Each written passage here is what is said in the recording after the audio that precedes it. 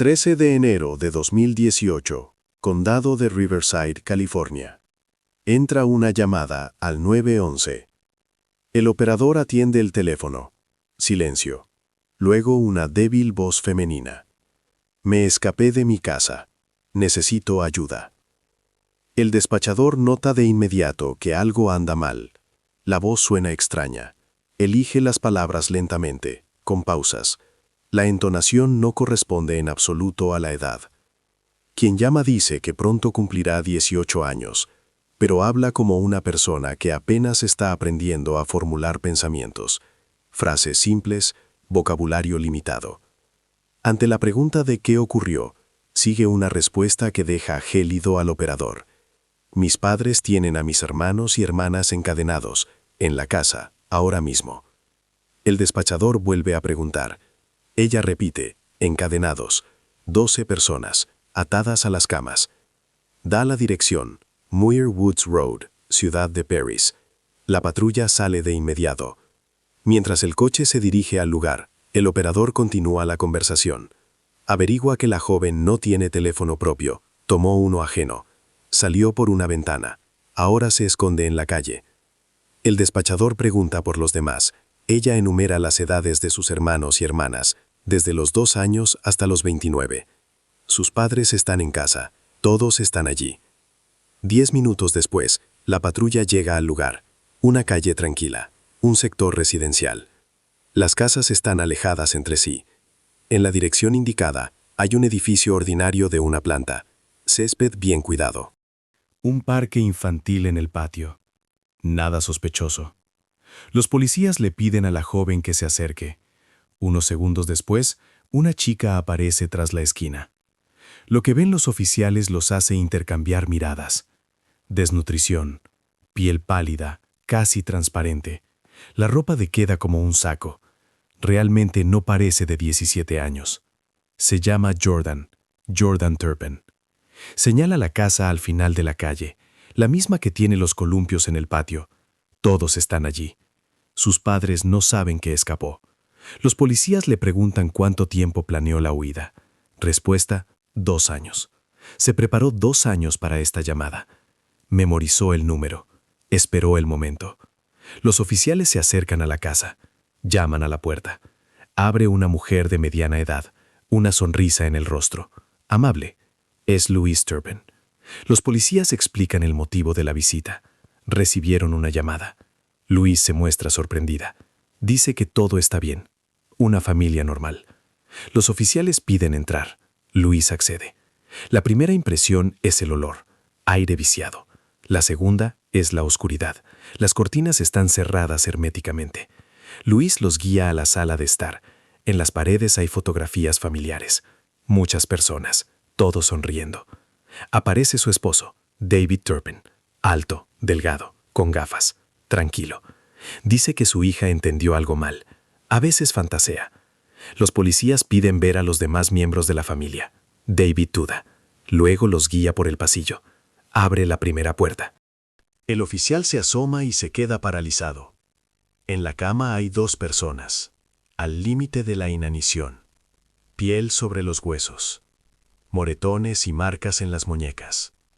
En el suelo, junto a la cama, una cadena de metal. Un extremo está sujeto al marco. El policía pide refuerzos. Someten a David con esposas. Detienen a Luis en la sala. La siguiente media hora es un caos. Llegan más coches. Una ambulancia. Servicios sociales. Los oficiales recorren toda la casa. Habitación por habitación. En cada una hay personas. Encadenadas. Algunos no pueden levantarse. Otros no reaccionan a las voces. En total encuentran a 12 personas. Más Jordan afuera. 13. Edades de 2 a 29 años. Todos son hermanos y hermanas. Los policías comienzan a liberarlos. Los médicos registran el estado de cada uno. Desnutrición crítica. Deshidratación. Marcas de restricción física prolongada. Llevan a David y a Luis a la comisaría. El cargo: privación ilegal de la libertad. Es solo la primera formulación. Habrá más. Jordan está sentada en el coche patrulla, envuelta en una manta. Observa cómo sacan de la casa a sus hermanos y hermanas.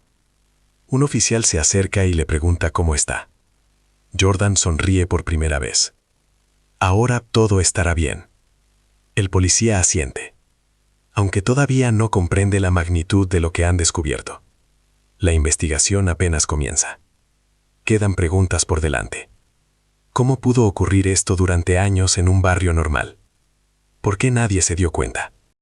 Y lo más importante, ¿qué ocurrió exactamente detrás de esa puerta durante todos estos años?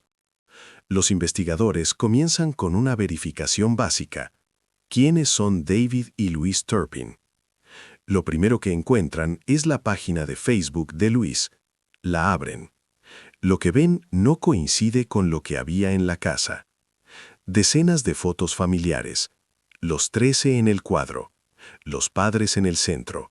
Alrededor sus hijos e hijas. Todos sonriendo. La ropa es idéntica para todos. Las niñas con los mismos vestidos. Los niños con las mismas camisas. Los colores coinciden. El cabello del mismo largo, como un uniforme. Los investigadores siguen navegando. Un viaje a Disneylandia. Toda la familia frente al castillo. Todos con las orejas de marca. Sonrisas. Otra foto. Las Vegas. Toda la familia con un casino de fondo. Pie de foto. Vacaciones familiares. Una serie de imágenes de una ceremonia. David y Louise frente al altar. Ella con vestido de novia. Él de traje. Alrededor los 13 vestidos de gala. Pie de foto. Renovación de nuestros votos. 25 años juntos. Fue en una de las capillas de bodas del Strip. Una ceremonia completa, con flores y fotógrafo. La última publicación fue hace 3 meses. Actualizaciones regulares. Salidas familiares regulares. Al menos eso parece. Los detectives solicitan las grabaciones de las cámaras de seguridad. Encuentran videos de centros comerciales y parques. En las grabaciones se ve la misma imagen. La familia se desplaza en grupo. Los padres al frente. Los demás atrás, en fila. Una columna organizada. Sonrisas en los rostros, pero si se mira con atención, son forzadas, como siguiendo una orden. Otro detalle. En Disneylandia, la familia se fotografía solo en la entrada, frente al castillo, junto a los personajes, pero casi nunca entran al parque, no se les ve en las atracciones.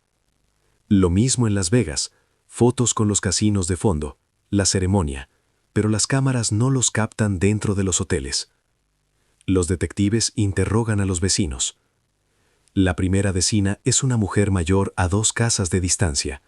Veía a la familia Turpin rara vez. A veces notaba que salían de noche, caminaban por el patio, siempre tarde por la noche o muy temprano por la mañana, de día casi nunca. El segundo vecino de enfrente lo confirma.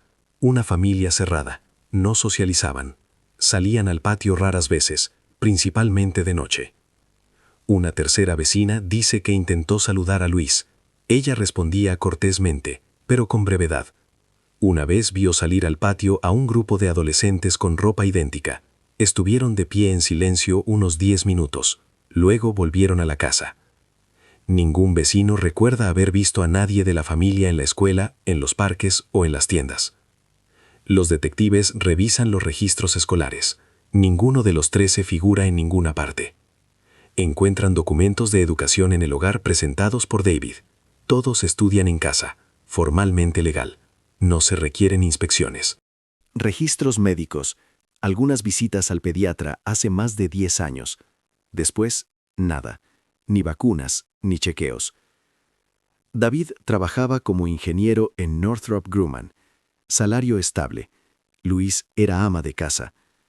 Los extractos bancarios muestran gastos en comida, pero las sumas son pequeñas, demasiado pequeñas para 15 personas. Compras nocturnas en tiendas de 24 horas. Compraba David, solo. Los recibos muestran pan, mantequilla de cacahuete, galletas saladas, conservas, nada fresco. Los servicios sociales revisan sus archivos, encuentran un registro. Hace unos años, una llamada anónima.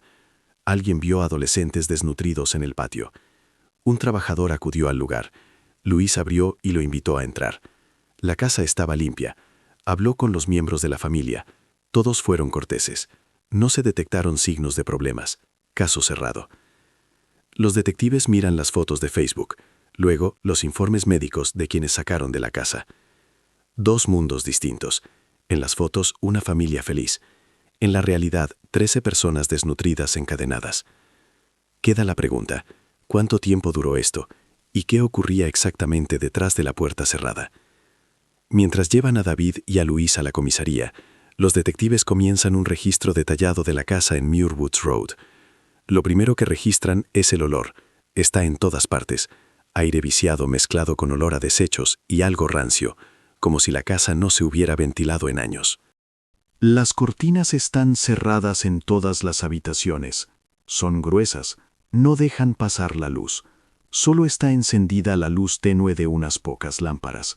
La casa está oscura incluso de día. Los investigadores avanzan por el pasillo. Abren el primer dormitorio a la derecha. La habitación es pequeña, 2 camas, en cada una persona, ambas encadenadas por las muñecas a los marcos de las camas. Las cadenas son cortas, es imposible alcanzar la puerta. También la ventana. En el suelo, botellas de plástico vacías, al lado envoltorios de galletas, algunos libros infantiles, viejos, desgastados. Los colchones están sucios. Casi no hay ropa de cama. La que hay es vieja y está rota. Los investigadores pasan a la siguiente habitación. La imagen es la misma. 2 camas, cadenas, las mismas botellas de plástico, los mismos envoltorios. Tercera habitación, cuarta. En todas partes es igual. Los detectives cuentan. En total, 6 dormitorios. En cada uno, 2 o 3 personas encadenadas. En una habitación, solo una. Los investigadores fotografían cada metro, registran la ubicación de las cadenas, miden su longitud, en promedio 1 metro, quizás un poco más, lo suficiente para alcanzar el borde de la cama, nada más. En una de las habitaciones encuentran un diario, escrito con letra infantil. Las notas son cortas, las fechas tienen saltos de varios meses. La última nota es de hace medio año. Los investigadores leen. El texto es simple. Hoy mamá nos dio pan. Fui buena. Siguiente nota. Papá dijo que somos malos. No comimos en 2 días. Los detectives pasan a la cocina. El refrigerador está casi vacío. Algunas botellas de agua. Un paquete de queso. Un contenedor con restos de comida. Eso es todo. Los armarios también están vacíos. Unas pocas cajas de galletas saladas, frascos de mantequilla de cacahuete, conservas, nada fresco. El cubo de basura está lleno, envoltorios de comida rápida, cajas de pizza vacías, latas de refresco, frescas, de ayer. Los investigadores comparan. En el refrigerador casi nada. En la basura, restos de comida para 2. David y Luis comían normalmente. Los demás, no. En la sala encuentran juguetes, nuevos, en sus empaques. Muñecas, coches, juegos de construcción. Todo sin abrir. Están en los estantes, como en una tienda. En las paredes están esas mismas fotografías. Retratos familiares. Disneylandia. Las Vegas. La ceremonia de renovación de votos. Todos sonriendo. Los investigadores retiran algunas fotos de la pared. Se las llevan a los médicos que examinan a los liberados. Piden comparar los rostros de las fotos con los de quienes sacaron de la casa. Los médicos comparan. En las fotos las personas se ven delgadas, pero no de forma crítica. Ahora son los mismos rostros, pero desnutridos al extremo. La diferencia es de unos meses. En ese tiempo, el peso cayó catastróficamente. Los detectives regresan al registro. En el baño encuentran un cepillo de dientes. Uno solo para 15 personas. Casi no hay jabón. Un frasco de champú medio vacío. 2 toallas viejas. En el dormitorio de los padres La imagen es opuesta. La cama es grande y limpia. El armario está lleno de ropa. Televisor, computadora, el aire acondicionado funcionando. En la mesita de noche, documentos. Los investigadores revisan. Certificados de nacimiento de los 13. Carpetas médicas viejas. Los últimos registros son de hace 10 años. También encuentran libros de cheques, registros de gastos. David llevaba la contabilidad de forma ordenada, por fechas. Los gastos en comida son mínimos. En cambio, hay pagos regulares de Internet, televisión por cable y suscripciones a servicios de streaming. Los detectives salen al patio, aquel parque infantil, los columpios, el tobogán. Todo es nuevo, pero no hay rastros de uso. La pintura no está desgastada. Las cadenas de los columpios no tienen fricción. Una decoración para las fotografías, para los vecinos, para que todo pareciera correcto. Los investigadores regresan con los médicos. Preguntan por el estado de los liberados. Los médicos dicen, desnutrición crítica en todos. El mayor tiene 29 años y pesa menos de 40 kilos. La menor tiene 2 años y su peso corresponde al de un bebé de 6 meses. El desarrollo cognitivo está afectado en la mayoría. El vocabulario es limitado. La coordinación motriz es débil. Los músculos están atrofiados por la inmovilidad. En varios hay signos de fracturas viejas que soldaron mal. Nadie recibió atención médica. Los dientes están en un estado terrible. Caries en todos. En algunos, los dientes se están pudriendo. Nadie ha visto a un dentista. Los detectives comienzan interrogatorios cautelosos. Los médicos están cerca, también los psicólogos. Preguntas simples. ¿Cómo te llamas? ¿Cuántos años tienes? ¿Cómo te sientes? Respuestas cortas, en voz baja. Algunos no responden absoluto. Solo miran. Una de las hijas mayores, de 25 años, dice que no recuerda cuándo fue la última vez que salió de casa. Quizás hace varios años. No lo sabe con certeza. Otra dice que los sacaban solo para las fotografías.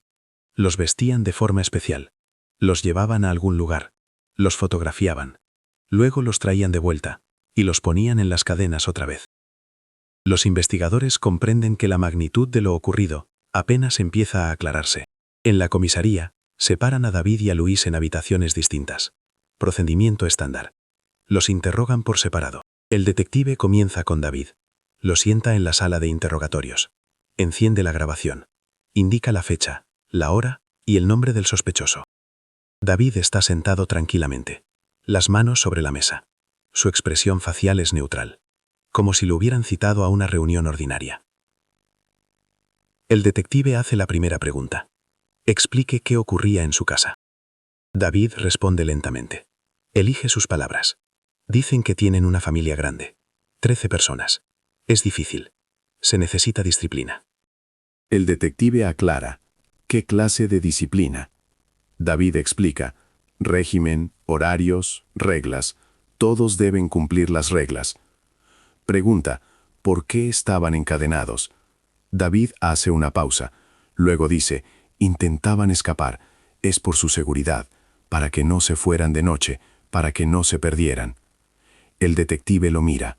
Anopa. Sigue preguntando, ¿por qué están tan desnutridos?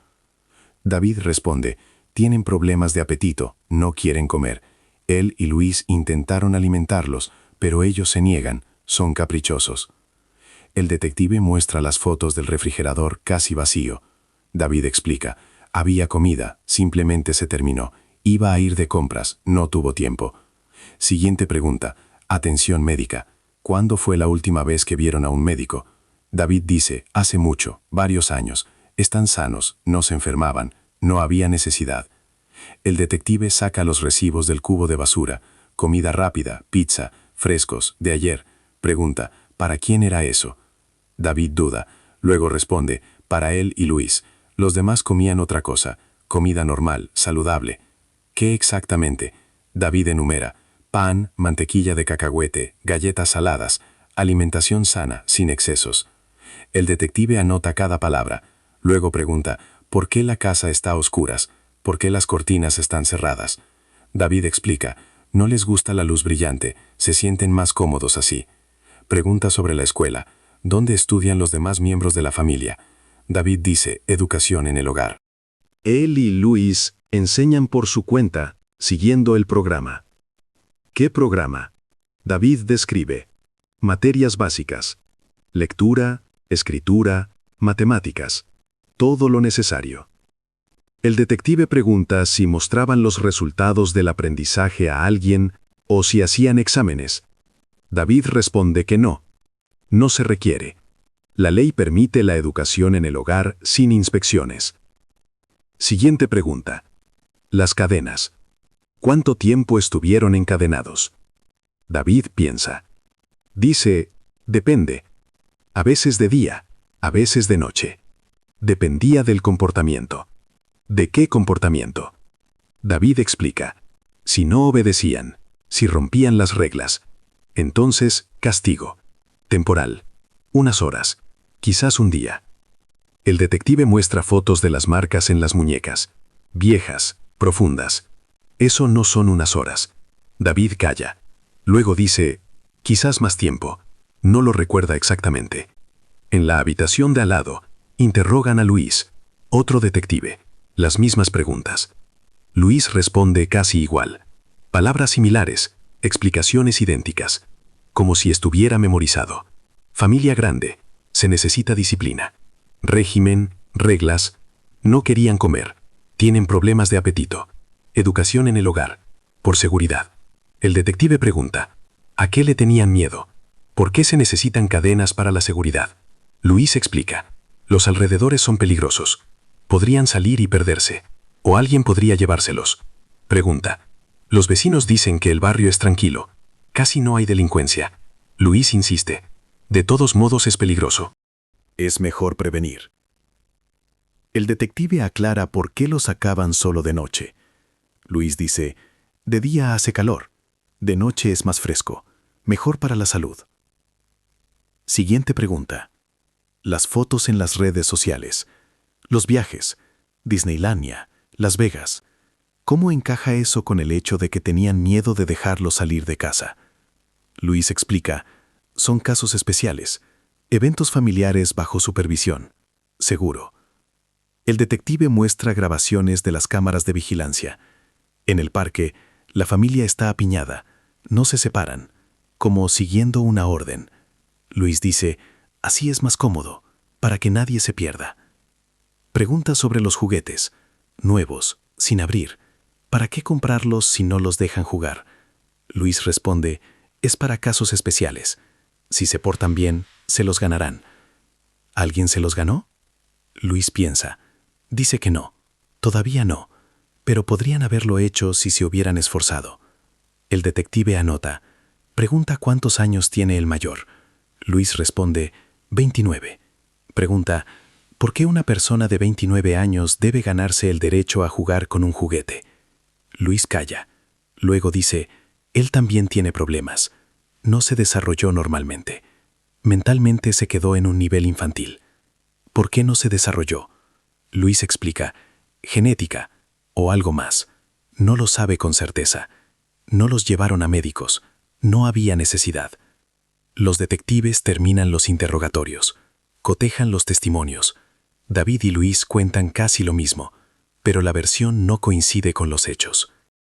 Los informes médicos muestran desnutrición por hambre prolongada, atrofia muscular por inmovilidad y trastornos cognitivos por falta de educación y socialización. Los detectives comprenden que los padres mienten. Cada explicación es un intento de justificar lo injustificable. Los investigadores revisan las grabaciones de las cámaras corporales de los oficiales que entraron primero a la casa. Repasan todo el material desde el inicio. El momento en que Luis abre la puerta, rostro tranquilo, incluso amable, una sonrisa, como si los vecinos hubieran venido a pedir sal. El oficial explica el motivo de la visita. Recibieron una llamada para verificar el bienestar. Luis levanta las cejas con sorpresa. ¿Qué llamada? Todo está bien con ellos. Su voz es estable, nada de tensión, nada de pánico, una conversación normal. El oficial pide entrar. Luis duda un par de segundos. Luego retrocede e invita con un gesto. «Pasen». La cámara registra sus movimientos. Ella va delante, sin prisa. Muestra la sala de estar. Se sienta en el sofá. Cruza las manos sobre las rodillas. Aparece David, también tranquilo. Voz baja, educada. Saluda. Pregunta de qué se trata. El oficial repite. Se recibió información sobre un posible problema en la casa. Hay que verificar. David asiente, comprensivo. Por supuesto, verifiquen. No tenemos secretos. Los investigadores notan que ninguno de los dos pregunta quién llamó. No se interesan por los detalles. No intentan averiguar qué informaron exactamente. Simplemente acceden a la inspección. Es extraño. Normalmente las personas en esa situación hacen preguntas. ¿Quién llamó? ¿Qué dijo? ¿Por qué vino la policía? David y Luis no preguntan nada. El oficial pregunta cuántas personas hay en la casa. Luis responde, 15. Nuestra gran familia. 13 hijos e hijas.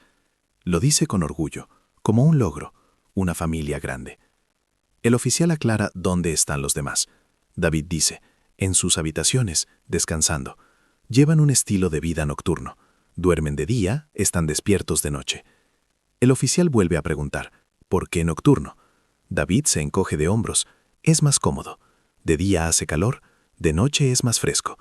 Además, él trabaja y así no le molesta el ruido. Luis asiente, confirma. Sí, se han acostumbrado. De noche es más tranquilo. El oficial pide ver las habitaciones. David se levanta, lentamente, sin prisa. Los guía por el pasillo. La cámara graba cada paso. David se detiene en la primera puerta. Se gira hacia el oficial. Advierte. Pueden estar durmiendo. No hay que asustarlos. Abre la puerta. El oficial asoma. Ve a 2 personas en las camas. Cadenas. Desnutrición. La cámara registra la reacción de David. Ninguna. Está allí parado, tranquilo, como si mostrara un dormitorio cualquiera. El oficial pregunta por qué están encadenados. David responde sin pausa. Por seguridad. Intentaron irse. Es una medida temporal. La voz se mantiene estable. Lo explica como algo natural, como si fuera normal. El oficial pide refuerzos. David observa. No protesta. No intenta detenerlos. Solo se queda allí. Luis en la sala también está tranquila. Cuando se le acerca el segundo oficial, ella levanta la mirada. Sonríe ligeramente. ¿Pasó algo? El oficial dice, queda detenida. Luis asiente. Muy bien, como si hubiera aceptado una invitación a tomar té. Le dan la vuelta y le ponen las esposas. Ella no se resiste. No grita. No llora. Se queda quieta. A David también lo someten. La misma reacción. Calma, sumisión. Sin emociones. Los investigadores repasan la grabación varias veces. Analizan. Normalmente, en estas situaciones, las personas reaccionan. Incluso los inocentes se ponen nerviosos, hacen preguntas, se indignan, exigen un abogado. David y Luis, no. Se comportan como si los hubieran invitado a un trámite formal. Tranquilos, comedidos, casi indiferentes. Un psicólogo convocado para el caso mira la grabación y da su evaluación. El comportamiento no corresponde a la norma. Esa calma durante el arresto puede indicar varias cosas. Primero, ausencia total de conciencia de culpa. No creen haber hecho nada malo. Segundo, disociación. Desconexión de las emociones como mecanismo de defensa. Tercero, psicopatía. Incapacidad de reacción emocional normal. Los investigadores toman notas. El comportamiento de los sospechosos se convierte en parte del caso. No es solo una rareza. Es una prueba de lo que ocurrió durante años. Unos padres normales en esa situación se defenderían, explicarían, se justificarían emocionalmente. David y Luis, no. Lo explican de forma racional, fría, como un manual de instrucciones. Los detectives comprenden que no están ante criminales comunes. Son personas que construyeron un sistema, vivieron con él durante años y lo consideraban correcto. Los interrogatorios en la comisaría solo lo confirman. Cada respuesta está calculada, tranquila, lógica, según su lógica. Los investigadores preparan los cargos. La lista crece cada hora. Privación de la libertad, maltrato cruel, tortura, privación de alimentos, privación de atención médica. David y Luis permanecen en sus celdas. Se comportan en silencio, no se quejen, no exigen ver a un abogado de inmediato. Esperan. Mientras tanto, los investigadores comienzan la parte más difícil del trabajo: averiguar cómo empezó todo y por qué duró tanto tiempo. La siguiente etapa son las entrevistas con los liberados. Psicólogos y detectives trabajan juntos con cautela. Preguntas simples, sin presión. Comienzan con los mayores, con quienes pueden hablar de forma coherente. La primera es Jordan, la que llamó al 911. La instalan en una habitación aparte, cómoda. Le dan comida y agua. Come despacio, en trozos pequeños. Su estómago no está acostumbrado a porciones normales. El psicólogo pregunta: ¿puedes contar cómo empezó todo? Jordan piensa, y luego comienza a hablar. Recuerda que antes era diferente. Cuando era muy pequeña, la familia vivía en otro lugar, en Texas. Allí era mejor. Los dejaban salir al patio, a veces incluso con los vecinos. Luego se mudaron a California, primero a una casa, luego a otra, y con cada mudanza las cosas empeoraban. Había más reglas, más restricciones, más castigos. Jordan dice: al principio solo los encerraban en las habitaciones por unas horas, si no obedecían, si hablaban demasiado alto o si se reían. Luego las cerraduras de las puertas se volvieron permanentes. Solo se podía salir con permiso, al baño o cuando los padres los llamaban. Después aparecieron las cadenas, primero por la noche, luego todo el día, después constantemente. El psicólogo anota, pregunta cuándo ocurrió. Jordan no lo recuerda con exactitud. Hace varios años, quizás 5, quizás más. El tiempo para ellos pasaba de otra manera. Los días se fundían, las semanas, los meses, nada cambiaba, cada día era idéntico. La siguiente entrevista es con su hermano mayor. Tiene 22 años y se llama Joshua. Joshua habla más bajo, tarda más en elegir las palabras. Su habla es sencilla, pero intenta explicarlo. Habla de la comida. Antes les daban de comer 3 veces al día, luego 2, luego 1, luego cada 2 días. Las porciones se hacían más pequeñas. Primero un plato normal, luego medio plato, luego unas pocas cucharadas. Si alguien se quejaba, castigo. 1 día sin comer, 2 días, 3. Joshua dice que aprendieron a no quejarse. A callar, a comer lo que les daban y a dar las gracias.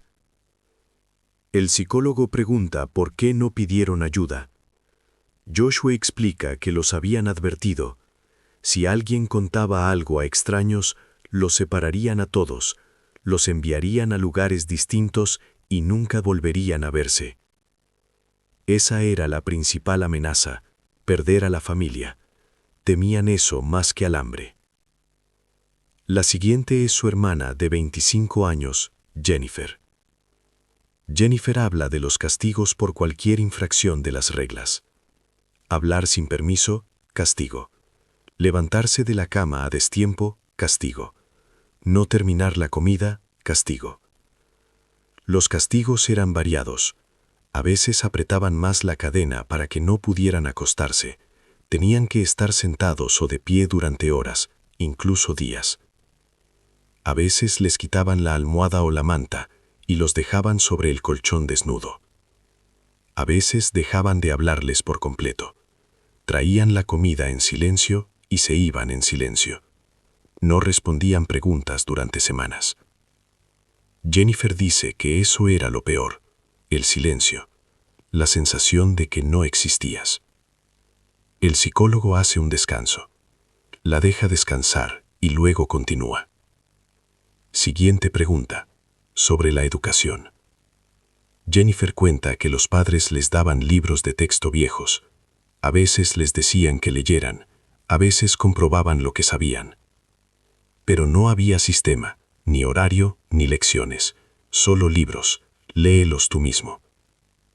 Aprendió a leer de forma básica, también a escribir y a contar, pero nada más. Ninguna otra materia, ni historia, ni geografía, ni ciencias. Sus hermanos y hermanas menores saben aún menos.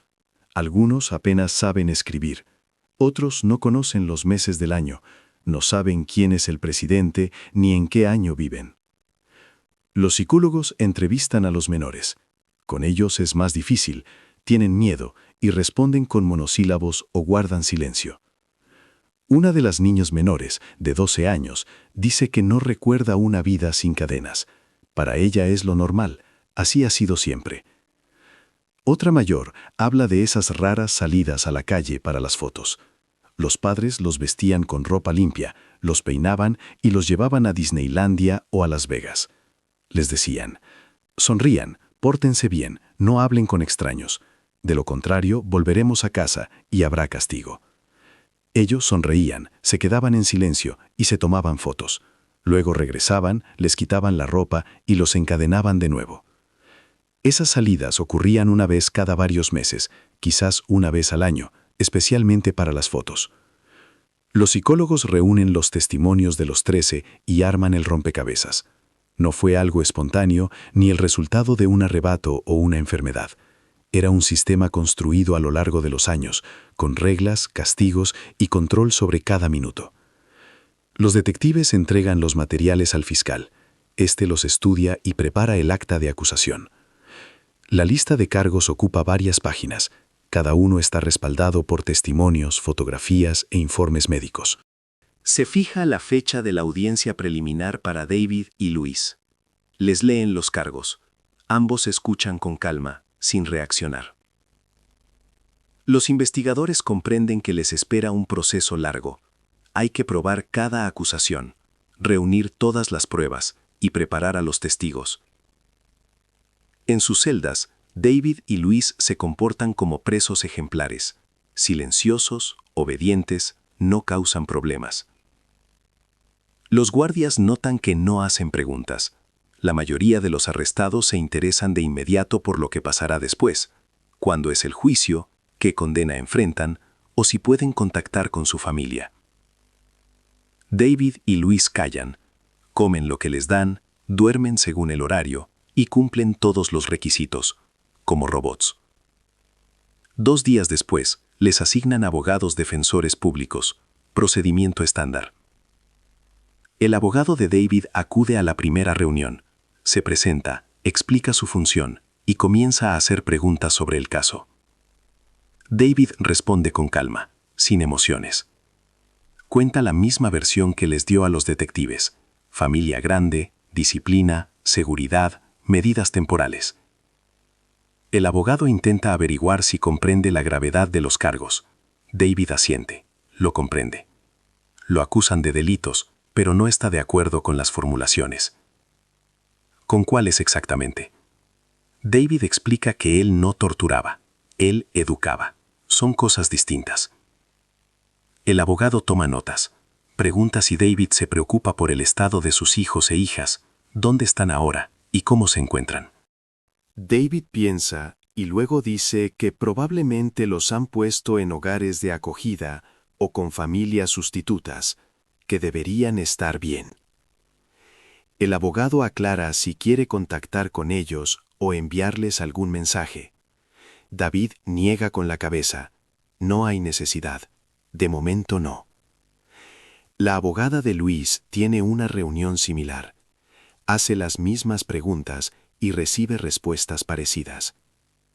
Luis tampoco pregunta por ellos, no se interesa por su estado, ni pide enviarles palabras. Nada. Los abogados conversan entre sí e intercambian impresiones. Ambos notan lo mismo: la ausencia total de preocupación por el destino de los liberados. Es extraño. Incluso los padres que realmente han cometido delitos contra su propia familia suelen mostrar al menos algo de inquietud. Preguntan, se angustian o intentan justificarse a través del cuidado. David y Luis, no. Para ellos, ese tema parece no existir. Se asigna un psiquiatra para evaluar la imputabilidad, procedimiento estándar en estos casos. Hay que determinar si comprendían lo que hacían. El psiquiatra conversa con David, realiza pruebas, hace preguntas. David responde de forma lógica y coherente. La memoria funciona, la orientación en el espacio y el tiempo se mantiene. El psiquiatra pregunta si consideraba que sus acciones eran correctas. David responde que sí, hacía lo que debía hacer como padre y como jefe de familia. El psiquiatra aclara si sabía que eso podía considerarse un delito. David piensa y dice que sabía que otros podrían no entenderlo, pero que la incomprensión de los demás no hace que la acción sea incorrecta. El psiquiatra lo registra. Hay conciencia, hay comprensión de las consecuencias. Es imputable. Con Luis el resultado es el mismo. Comprende dónde está, qué ocurrió y qué cargos se le imputan. Es imputable. Pero la respuesta emocional es nula. Un desapego emocional total de lo que ocurre. El psiquiatra emite su conclusión. Ambos sospechosos muestran signos de trastornos de la personalidad, posiblemente de tipo narcisista. Ausencia total de empatía hacia las víctimas y una percepción distorsionada de la realidad respecto a sus propios actos. Pero legalmente son imputables y pueden enfrentar un juicio. Mientras tanto, los liberados comienzan una nueva vida. Los instalan en instituciones protegidas, separados unos de otros según el protocolo, pero con la posibilidad de verse. Los médicos continúan el tratamiento. La tarea principal es recuperar el peso gradualmente. El organismo ha perdido la costumbre de la comida normal. Un aumento brusco de las porciones puede ser peligroso. Porciones pequeñas cada pocas horas, hipercalóricas pero ligeras, con un aumento gradual del volumen. Fisioterapia. Los músculos están atrofiados. Deben aprender a moverse normalmente, a caminar sin dolor y a levantar los brazos por encima de la cabeza. Para algunos es la primera vez en años que pueden levantarse de la cama y caminar libremente, sin cadenas ni restricciones. Los psicólogos trabajan en paralelo todos los días, con cautela. Los ayudan a comprender que lo ocurrido no es normal, que no se lo merecían y que fue un delito. Para muchos esto es una revelación. Durante años escucharon que merecían el castigo, que ellos tenían la culpa y que debían estar agradecidos por tener un techo. Los trabajadores sociales comienzan a enseñarles habilidades básicas, cómo usar un teléfono, cómo hacer compras o cómo hablar con desconocidos. Cosas que las personas normales saben desde la infancia son para ellos nuevas y desconocidas. Los investigadores observan este proceso y registran los progresos. Cada mejora es una prueba más de cuánto se les restringió. El caso se encamina hacia el juicio. El fiscal prepara los materiales, al igual que los abogados defensores. Se fija la fecha de la primera audiencia. Los investigadores regresan a la casa en Muirwoods Road para un segundo registro, esta vez más minucioso. Buscan cualquier documento, nota o prueba. En uno de los dormitorios encuentran un cuaderno escolar común, desgastado y con las páginas amarillentas. Lo abren. La letra es infantil, irregular, con letras de distintos tamaños y faltas de ortografía en cada palabra. La primera nota data de 2010, hace 8 años. Hoy mamá me pegó. Tomé comida sin permiso. No lo haré más. La siguiente nota es de una semana después. Papá dijo que somos malos. Nos encerraron por 2 días. Tengo mucha hambre. El investigador sigue pasando páginas, una tras otra. Las notas son cortas, frases simples, pero el contenido es atroz. Hoy nos amarraron a la cama. Dijeron que debemos aprender a obedecer. Mamá no dio agua, dijo que no lo merecíamos. Papá le pegó a Joshua, él lloraba, mamá dijo que se callara. Las notas son intermitentes, a veces varios días seguidos, a veces una pausa de un mes, a veces más. El investigador comprende que escribía cuando podía, cuando tenía un lápiz y un momento a solas. Año 2012. Las notas son más raras, pero más detalladas. Ahora nos tienen encadenados todo el tiempo. No puedo levantarme. Me duelen las manos. Mi hermana llora. Tiene 2 años. No entiende por qué estamos aquí. Papá dijo que si le contamos a alguien nos separarán para siempre. Tengo miedo. Año 2014. La letra casi no cambia. El desarrollo se detuvo. Olvidé cómo se ve el sol. Solo lo vemos cuando vamos a tomarnos fotos. Mamá dijo que vamos a Disneylandia. Nos bañaron y nos vistieron. Dijeron que sonriéramos. Luego volvimos y otra vez a las cadenas. Quiero morir, pero tengo miedo. La última nota es de 2017, unos meses antes de la liberación. He decidido. Debo escapar. Debo salvarlos. Esperaré el momento. El investigador cierra el cuaderno y se lo pasa a su colega. Este lo lee y calla. No es solo una prueba, es una cronología documentada en primera persona, a lo largo de los años. Los expertos analizan la escritura y confirman que fue escrita por una sola persona. Por la madurez de la letra, se trata de un adolescente con un desarrollo de la escritura lento, acorde a una educación limitada. Los investigadores cotejan las notas con los testimonios. Coinciden en cada detalle. Fechas, eventos, descripciones de los castigos. Encuentran otro cuaderno en otra habitación. La letra es distinta y hay menos notas, pero el contenido es el mismo. Papá se llevó mi almohada. Dijo que me porté mal. No recuerdo qué hice. Mamá no nos habla hace una semana. Trae la comida y se va, callada. Los detectives comprenden que se trata de una documentación sistemática de los delitos, escrita por las víctimas en tiempo real. En paralelo, llegan los informes médicos detallados de cada uno de los 13. El mayor, Joshua, tiene 29 años, estatura 1,75 m, peso 37 kilos, índice de masa corporal críticamente bajo, atrofia muscular, daños nerviosos en las muñecas por el uso prolongado de cadenas. Desarrollo cognitivo al nivel de un niño de 10 a 12 años, vocabulario limitado, habilidades básicas de lectura y escritura, matemáticas al nivel de primaria. Jordan, 17 años, peso 40 kilos. Su estado es algo mejor. Era más activa, planeó el escape y se movía más que los demás. Los menores están en peor estado. La más pequeña tiene 2 años y pesa como un bebé de 6 meses. No habla, no camina. Su desarrollo físico se ha detenido.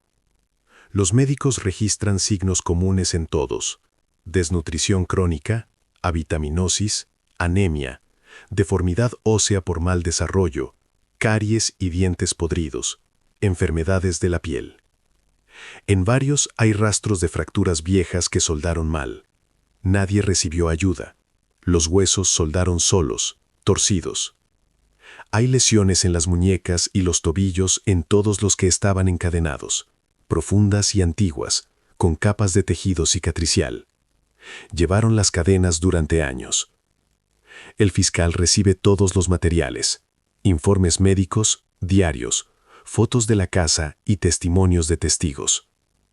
Revisa el acta de acusación y añade nuevos puntos: tortura sistemática, infligir deliberadamente sufrimientos físicos y privación de libertad con agravantes. Cada punto está respaldado por pruebas médicas, documentales y testimoniales. Los diarios se convierten en la prueba central. Se entregan a expertos para un análisis detallado.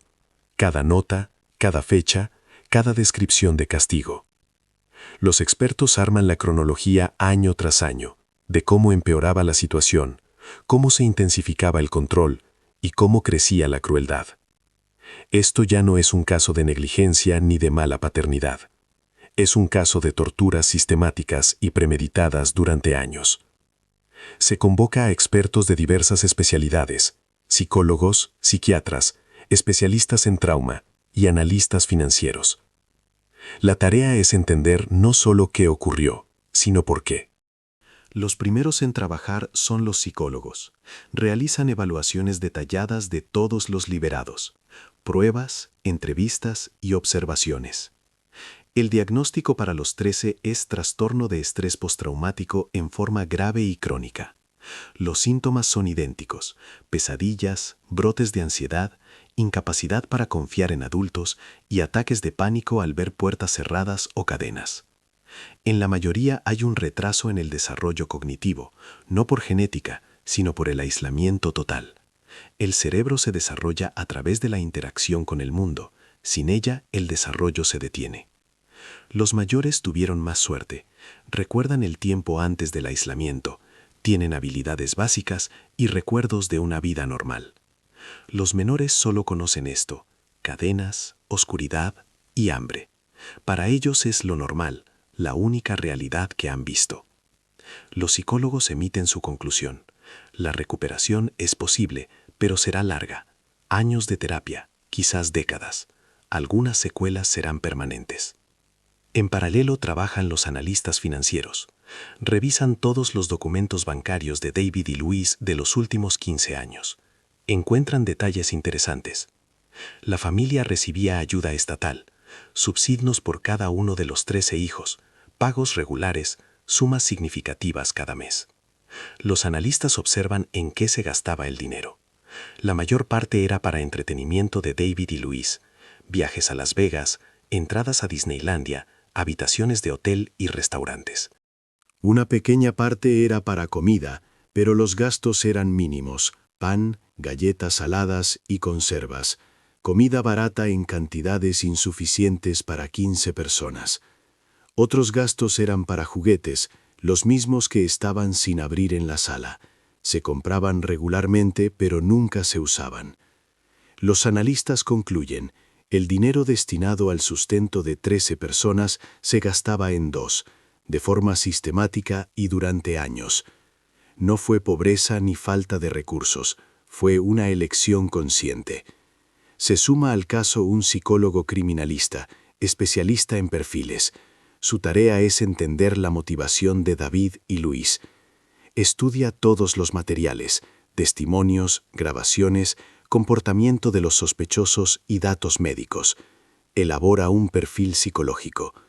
David, controlador clásico, necesidad patológica de poder absoluto, incapacidad de empatía, percepción de las otras personas como objetos manipulables.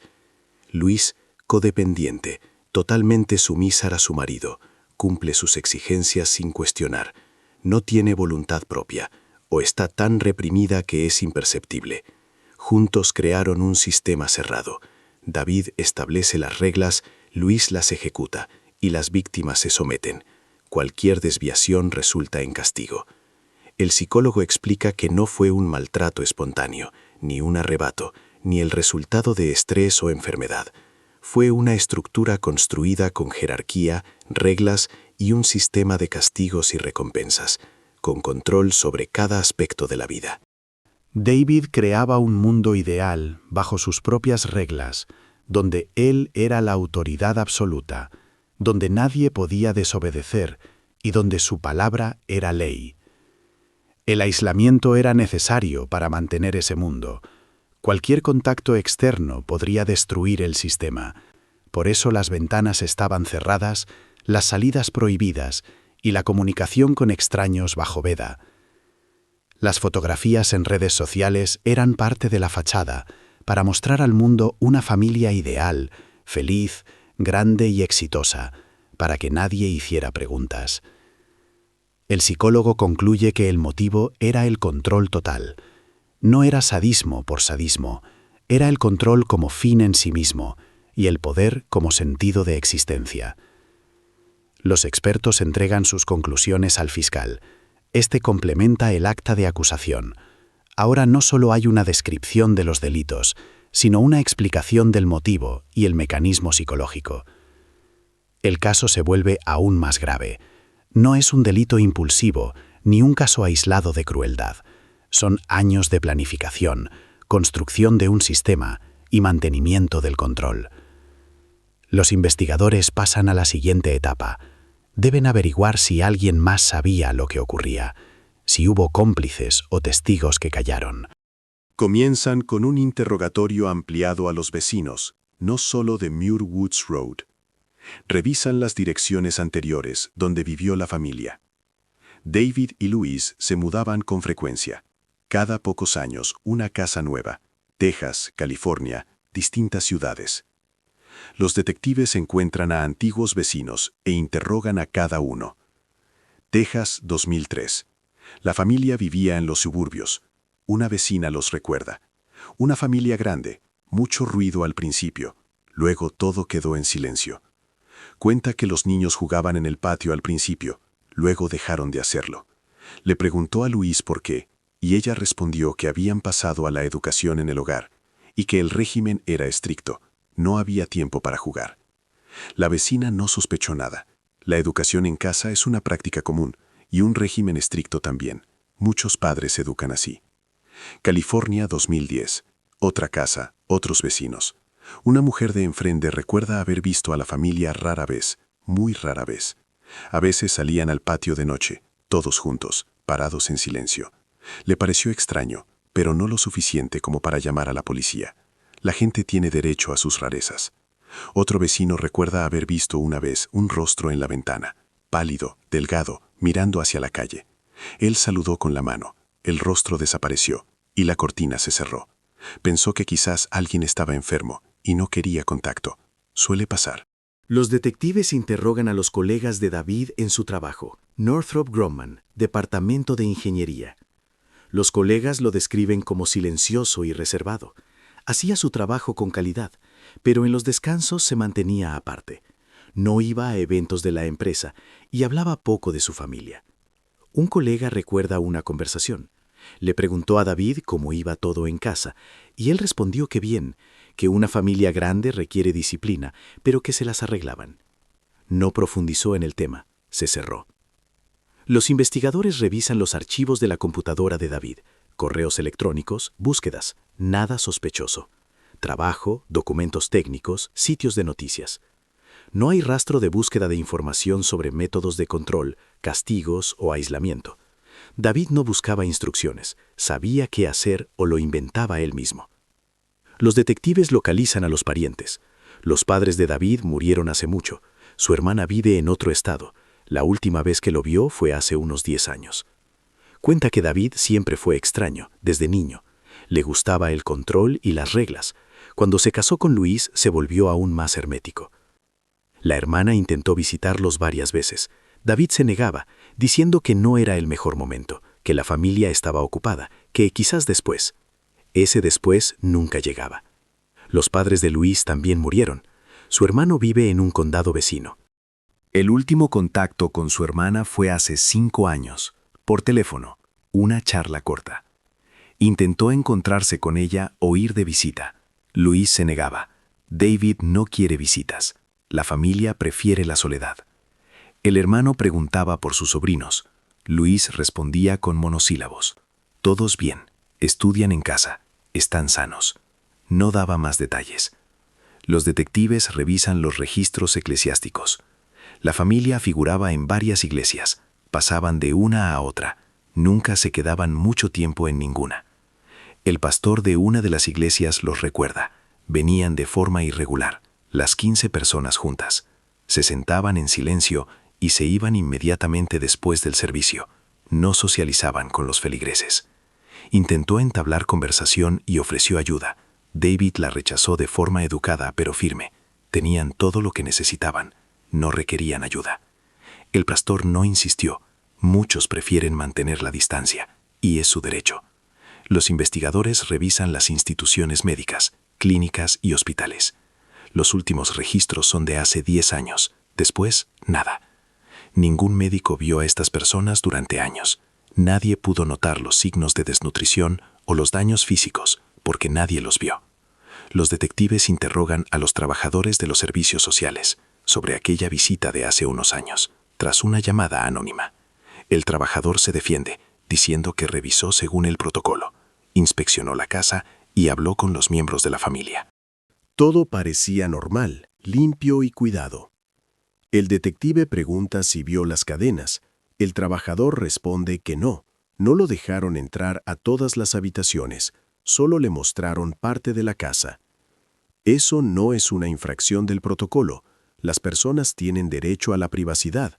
Un registro completo requiere una orden judicial, y él no la tenía. Los investigadores analizan toda la información recopilada. El panorama es claro.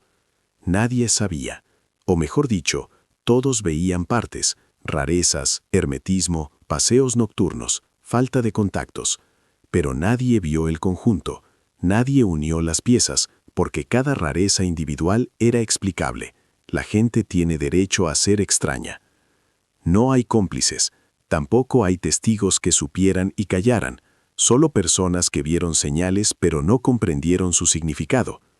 David y Louise construyeron un aislamiento ideal, físico y social. Ninguna persona de afuera tenía acceso al interior, ninguna persona del interior tenía acceso al exterior. Los detectives cierran esta línea de investigación.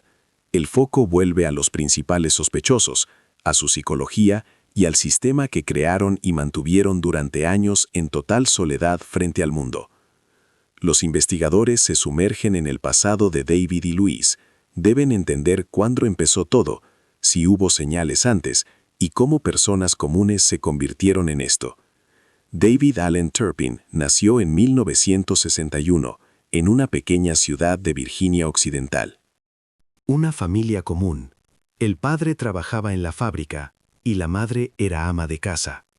Los registros escolares muestran que era un alumno promedio, con notas aceptables y comportamiento ejemplar. Tenía pocos amigos, se mantenía aparte. Los maestros lo describen como silencioso y reservado. Nunca rompía las reglas, pero tampoco participaba en actividades. Se sentaba aparte y observaba. Un compañero de clase recuerda que a David le gustaba el ajedrez.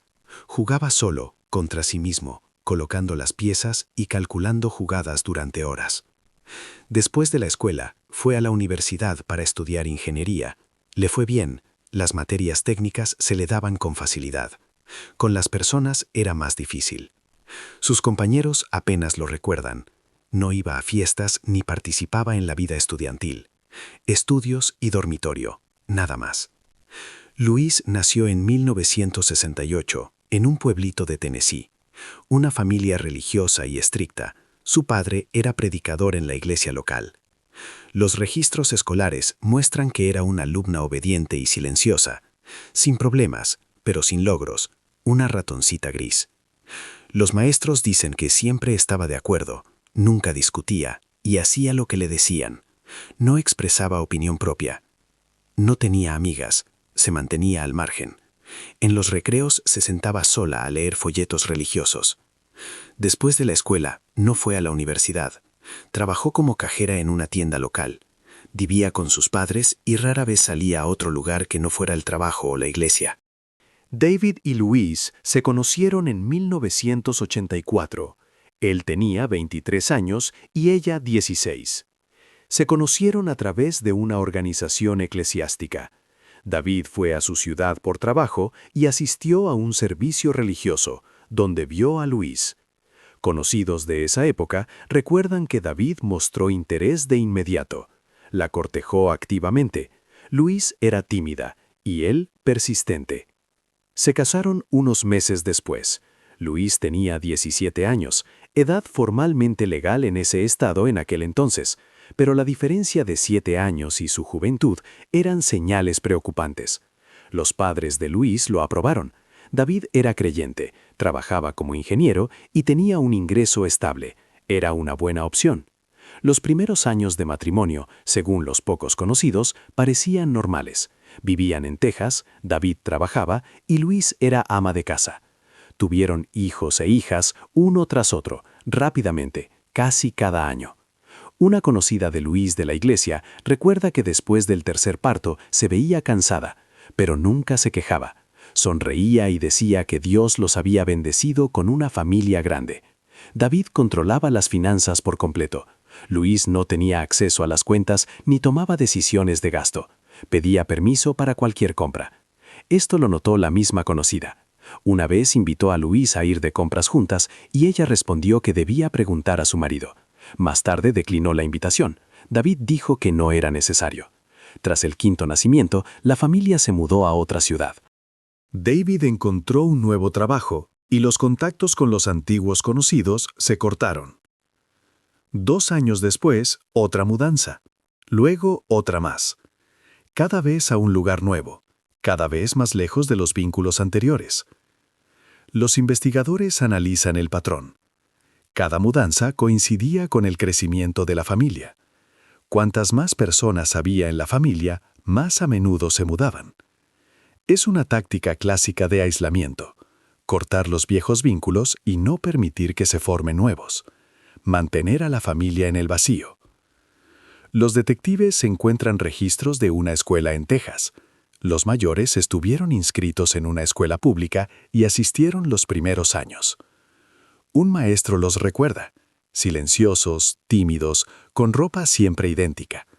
Traían almuerzos escasos de casa, pan y algo simple. Una vez el maestro le preguntó a uno de ellos por qué siempre llevaba la misma ropa. Él respondió: «Papá lo dijo así. Así es correcto». 1 año después, lo sacaron de la escuela. David presentó los documentos de educación en el hogar. Desde entonces, ninguno de los 13 asistió a una escuela. Ese fue el momento decisivo. El último vínculo con el mundo exterior se cortó. De ahí en adelante, solo la familia, solo la casa, solo las reglas de David. Los investigadores arman toda la cronología año por año y trazan la escalada. 1984, conocimiento y matrimonio. David es mayor, Luis joven y dependiente. 1985-2000, nacimiento de los hijos, mudanzas frecuentes y aislamiento social progresivo. 2001, transición a la educación en el hogar, cese total de los contactos externos.